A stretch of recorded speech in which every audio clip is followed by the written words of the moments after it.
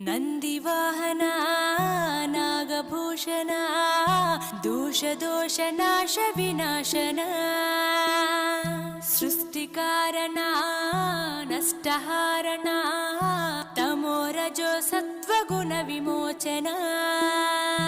మాఘమాసమున కృష్ణపక్షమున చతుర్దశి నడి జామురాతిరిన మహాలింగమే ఉద్భవించెనట బ్రహ్మ విష్ణువుల అహం అనిగెనట సృష్టికి మూలం నీవని తెలిసి సాగిలబడి నీ మహిమకు మొక్కే అదే మహాశివరాత్రి వెలిసెనట అరే ఓ జంగమా విభూతి లింగమా పక్కన పార్వతమ్మ